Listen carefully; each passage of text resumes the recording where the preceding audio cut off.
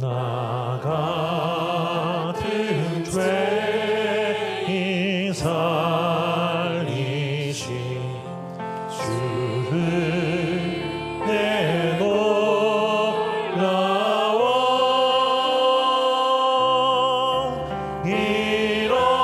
잃었던 생명 찾았고 광명을 얻었네. 근죄 악에서 건지신 주 은혜 고마워.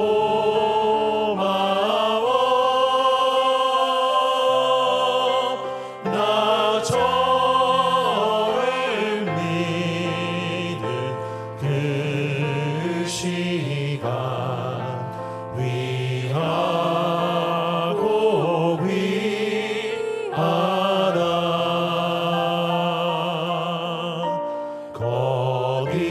거기서 우리 영원히 주님의 은혜로 해처럼 밝게 살면서 주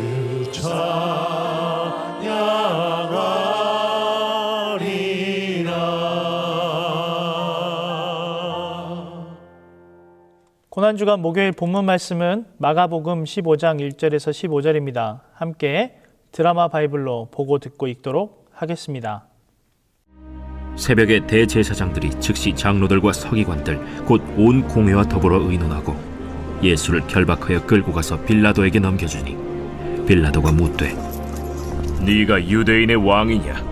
예수께서 대답하여 이르시되 내 말이 옳도다.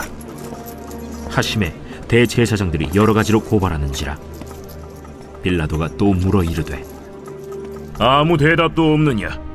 그들이 얼마나 많은 것으로 너를 고발하는가 보라.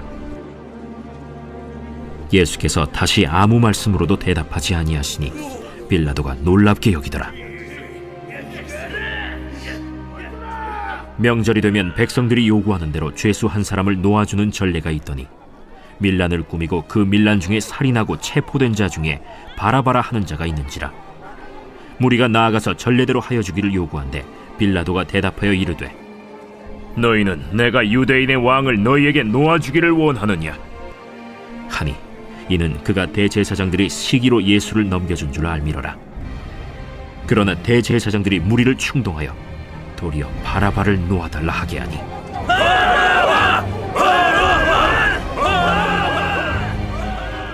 그러면 너희가 유대인의 왕이라 하는 일을 내가 어떻게 하랴? 그들이 다시 소리 지르되 어찌미냐? 무슨 악한 일을 하였느냐? 빌라도가 무리에게 만족을 주고자 하여 바라바는 놓아주고 예수는 채찍질하고 십자가에 못 박히게 넘겼습니다. 오늘도 설교 말씀을 통해 하나님의 뜻을 찾고 순종하여 성도로서의 삶이 복되고 기쁜 삶이 되며 고난주간을 더욱 주님과 가까이 하는 삶과 하루가 되시기를 소망합니다. 예수님은 밤을 새시고 지치신 상태로 로마 총독 빌라도에게 끌려가 두 번째 재판을 받으십니다. 1절입니다. 함께 읽도록 하겠습니다. 새벽에 대제사장들이 즉시 장로들과 서기관들 곧 온 공회와 더불어 의논하고 예수를 결박하여 끌고 가서 빌라도에게 넘겨주니 대제사장들이 즉시 장로들과 서기관들 즉 온 공회와 의논하는 장면이 나옵니다. 아마도 예수님을 사형에 처하기로 의결했을 것입니다. 그러나 사형을 실행할 수 있는 권한은 유대 자치기관에는 없었고 그렇다고 로마법에서는 종교적 범죄를 다루지 않게 어떠한 혐의를 입혀야 적절할지 논의했을 것입니다. 그 답은 2절에 빌라도가 예수님을 신문한 내용에서 찾아볼 수 있습니다. 빌라도가 묻되 내가 유대인의 왕이냐?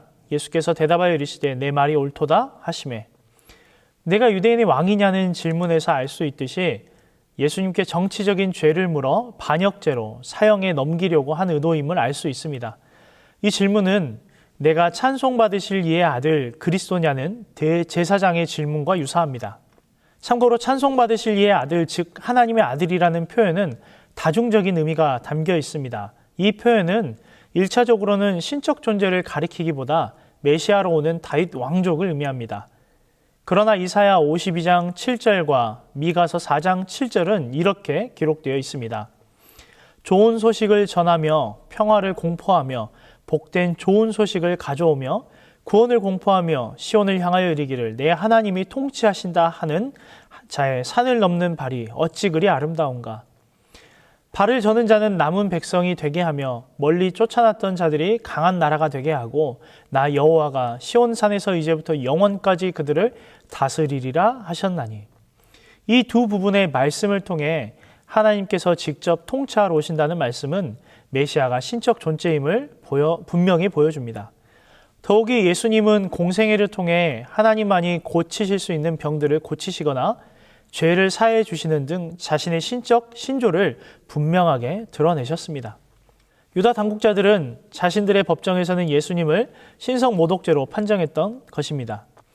그러나 로마 총독 빌라도의 법정에서는 하나님의 아들에 대한 1차적 의미로 고발한 것입니다. 로마 제국으로부터 이스라엘의 회복을 꿈꾼 반란자로 보고 재판을 한 것입니다.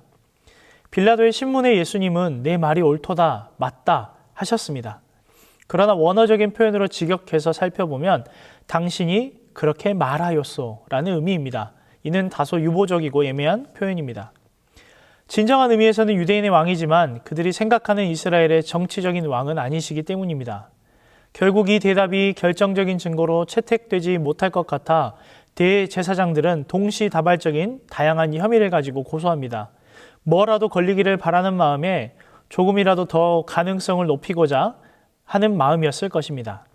예수님은 이번에도 모든 것에 침묵하십니다. 대제사장들의 혈기 어린 무리한 고소와 이에 대조되는 예수님의 고상하고 고요한 침묵을 마주하며 빌라도는 놀라워합니다. 14절입니다.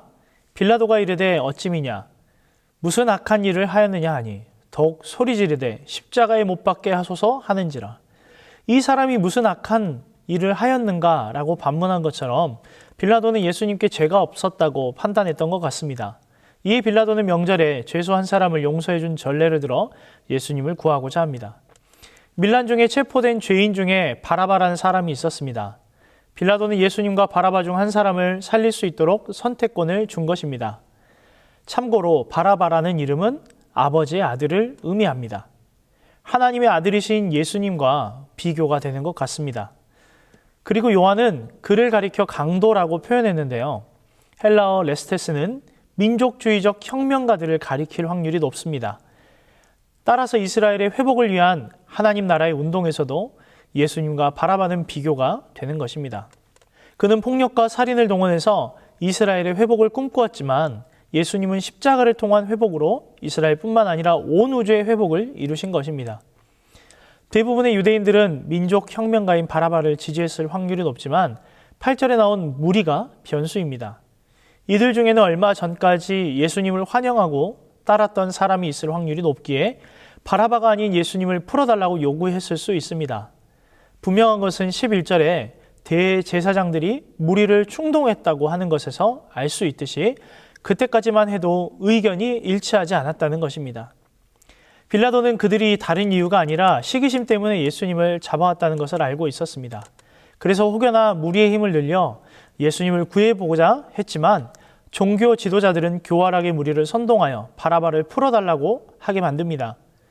어찌나 선동을 잘했던지 이후부터 이들은 일심동체가 되어 소리질러 예수님을 십자가에 못 박게 하라고 합니다.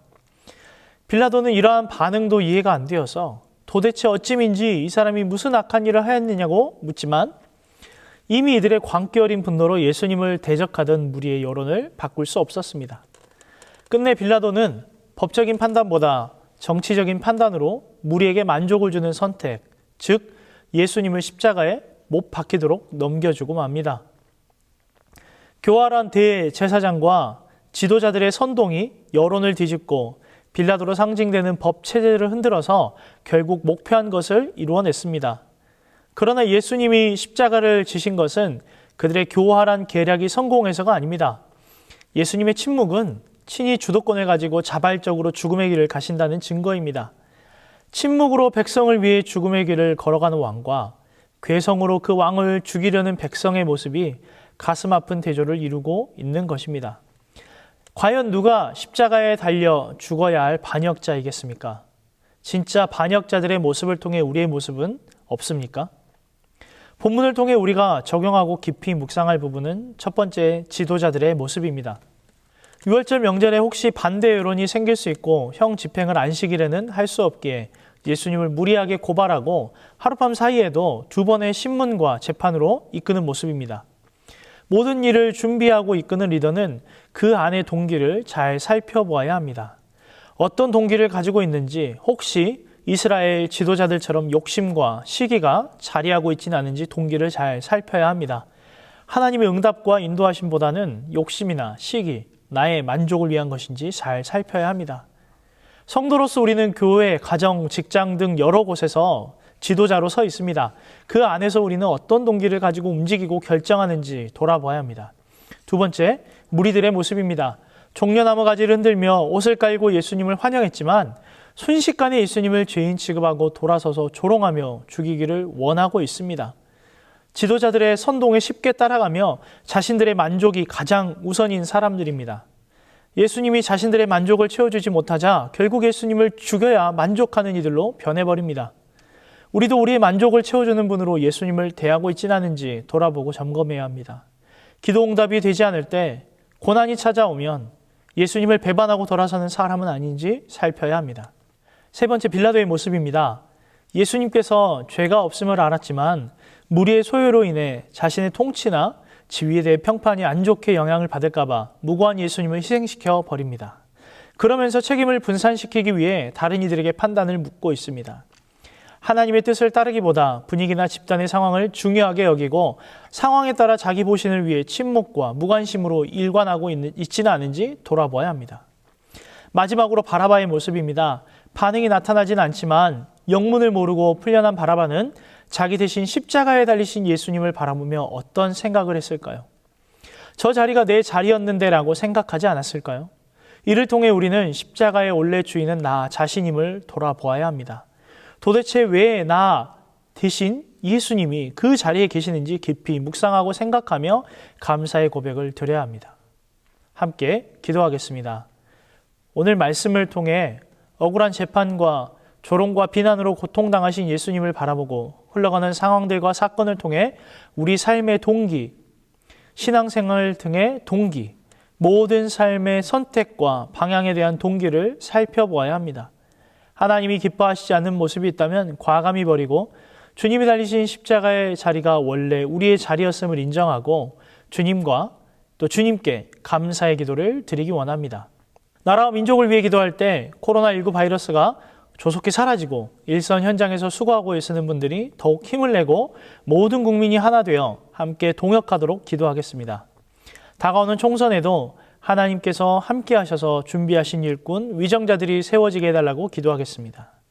교회와 선교사님을 위해 기도할 때 오늘은 탄자니아 김현석 고미라 선교사님을 위해 기도합니다. 사역 가운데, 가정 가운데 코로나19 바이러스로부터 지켜주시고 어려움이 없도록 기도해 주시기 바랍니다. 담임 목사님 청빙 과정이 하나님 은혜와 섭리 안에 이루어지도록 기도해 주시고 환우들을 위해 기도할 때 김인혜 집사님, 김광순 집사님, 김영자 권사님, 유종숙 집사님의 남편 박영기 집사님, 김기석 집사님, 김찬준 집사님 이를 위해 함께 기도하겠습니다.